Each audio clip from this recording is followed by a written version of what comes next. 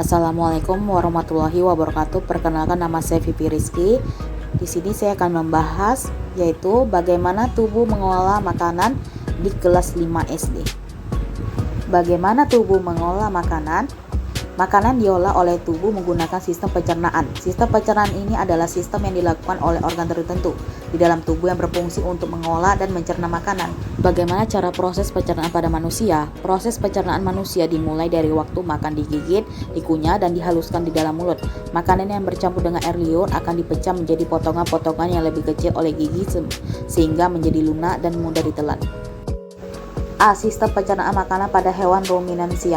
Hewan ruminansia adalah kelompok hewan mamalia yang biasa memama atau memakan dua kali dan dikenal dengan hewan memama bia. Contoh hewan ruminansia ialah sapi, kerbau, rusa, domba, kambing, dan kijang. Memama dua kali maksudnya adalah ketika rumput setelah dicerna di mulut dan difermentasi di rumen dan di retikulum. Setelah itu dimuntahkan ke mulut dan dikunyah kedua kalinya. Sistem pencernaan hewan ruminansia lebih kompleks dibandingkan pencernaan hewan lainnya.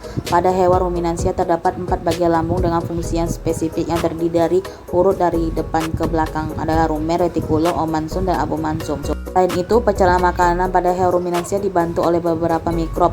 Mikrob tersebut dapat membantu mencerna rumput. Ini gambar pada pencernaan pada sapi. Salah satu contoh hewan ruminansia ialah sapi. Makanan seperti rumput pertama kali masuk ke dalam mulut sapi. Di dalam mulut terdapat organ-organ pencernaan seperti berikut. Gigi sapi tersusun dari gigi seri. Lidah sapi berguna untuk merenggut rumput.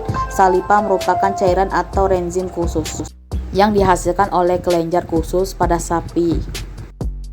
Lambung sapi berbeda dengan lambung manusia, ukurannya jauh lebih besar. Lambung sapi merupakan organ pencernaan yang sangat penting bagi sapi. Lambung sapi terdiri atas 4 bagian yaitu rumen, retikulum, omansum, dan abomansum.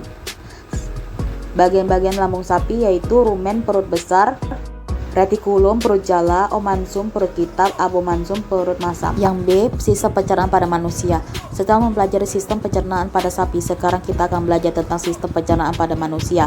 Organ-organ sistem pencernaan manusia terdiri dari mulut, kerongkongan, lambung, usus halus, usus besar, anus. Ini adalah gambar sistem pencernaan pada manusia.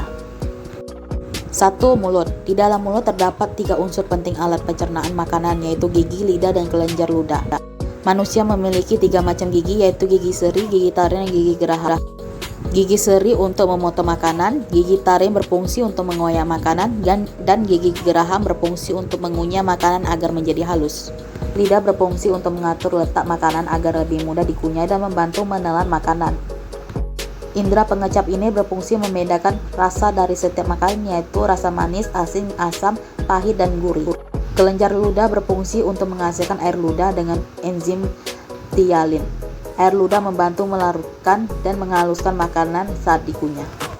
2. Kerongkongan. Setelah dicerna di dalam mulut, makanan kemudian masuk ke dalam kerongkongan. Kerongkongan adalah saluran pencernaan yang menghubungkan rongga mulut dengan lambung.